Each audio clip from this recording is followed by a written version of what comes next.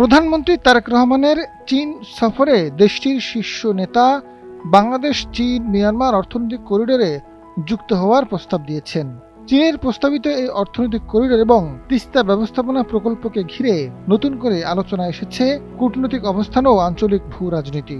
এসব উদ্যোগ দেশের বাণিজ্য, যোগাযোগ, বিনিয়োগ সম্প্রসারণের সম্ভাবনা তৈরি করবে। তবে মিয়ানমার অস্থিতিশীলতা, ভারতের সংবেদনশীলতা এবং যুক্তরাষ্ট্র সহ পশ্চিমা বিশ্বের সম্ভাব্য প্রতিক্রিয়া বাংলাদেশের জন্য জটিল কৌশলগত বাস্তবতা সৃষ্টি করেছে।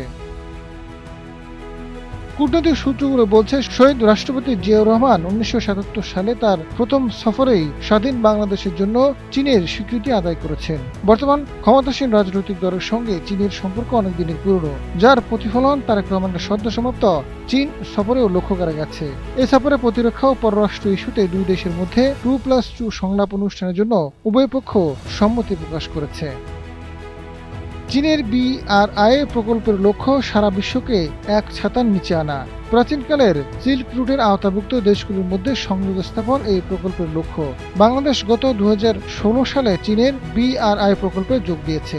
এই মুহূর্তে চীন বাংলাদেশকে BCM অর্থনৈতিক করিডোর যুক্ত করার প্রস্তাব দিয়েছে। BCM প্রসঙ্গে পররাষ্ট্রমন্ত্রী শামা ওবায়দুল ইসলাম জানান, সরকার চীনের প্রস্তাবটি পর্যালোচনা করে দেখছে।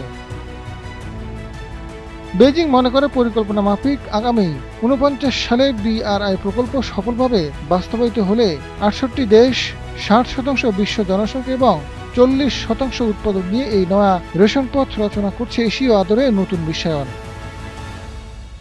সাবেক রাষ্ট্রদূত মাহফুজুর রহমান জানান, চীন BCM করিডোরের প্রস্তাব দিয়েছে, তবে রোহিঙ্গা সংকট জিয়ে থাকলে BCM করিডোর বাস্তবায়ন নিয়ে নিরাপত্তা ঝুঁকি আছে। চীন চাইলে রোহিঙ্গা সংকট সমাধান করা সম্ভব। এই সংকট সমাধান করলে চীনের লাভ কি? এসব বিষয়ে ঢাকার পক্ষ থেকে বেইজিংকে বোঝাতে পারলে সমাধান হতে পারে। আজাদ ফারুক, সময়ের আলো।